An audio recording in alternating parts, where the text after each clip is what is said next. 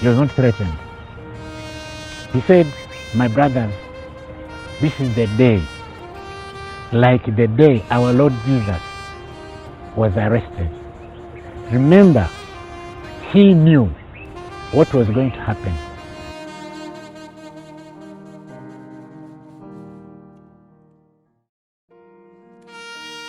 He was not threatened.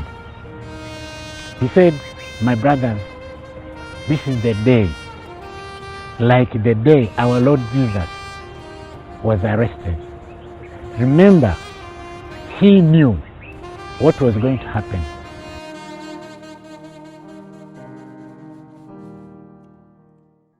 In the turbulent political landscape of Uganda, one man stood as a beacon of hope, striving to bridge the gap between the church and the government.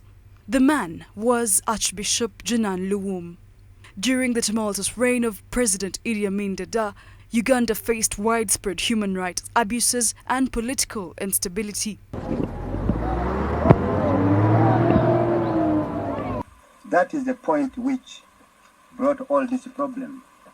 Archbishop Luwum recognized the pivotal role the church could play in promoting dialogue and reconciliation between opposing factions, and Alex Okello Bwangamoi, the permanent secretary, Directorate of Ethics and Integrity, affirms the role played by the late Archbishop. As we celebrate this, both government and the state begin realizing that what is the role given to us by God.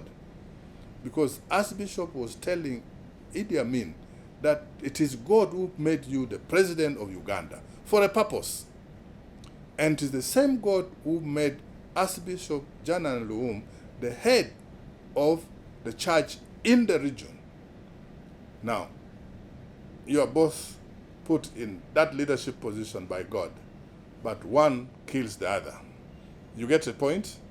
So that is where we begin to see that actually what God has given, the different talents, the different roles God has given us is for one good purpose. Let us not spoil one or destroy one because you want yours to be that you're more powerful. Not at all.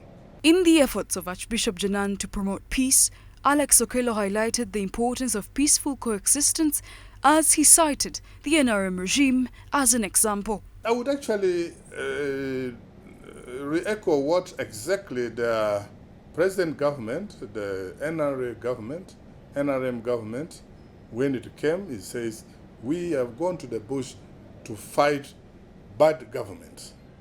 We want the government to be a government of the people, who would serve the people fairly and with peaceful coexistence, even if you are different in view or different in role, but there should be peaceful coexistence. This has actually brought the church and the government closer, and the state closer, because we share same objectives, assign different roles, different plots, but to meet one objective. That is, give good life and peace to the children of God. The Constitution of Uganda, as Okello notes, provides freedom of worship, and the fact that it is a state celebration highlights the bond between the church and the government. The Constitution of Uganda makes it freedom of worship.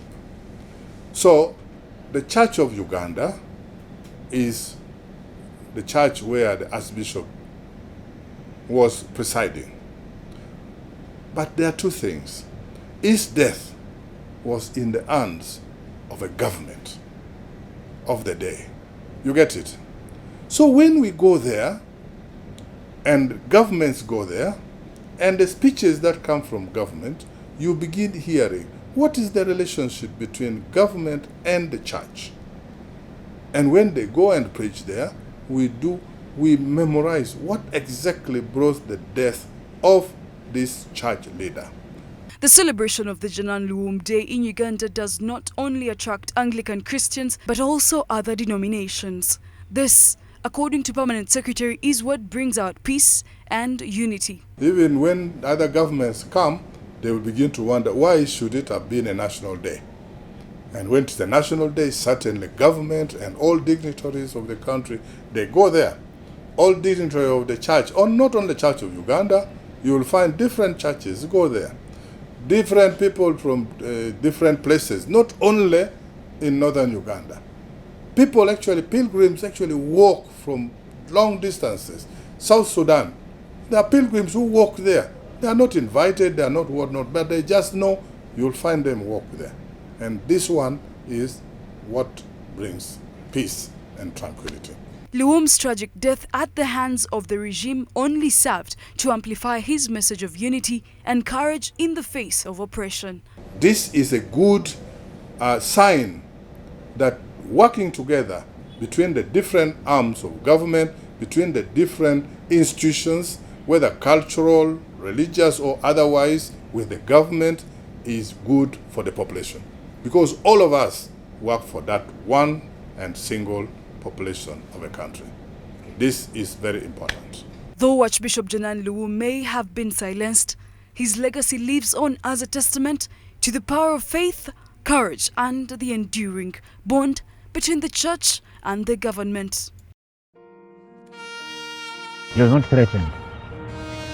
He said, my brothers, this is the day, like the day our Lord Jesus was arrested. Remember, he knew what was going to happen.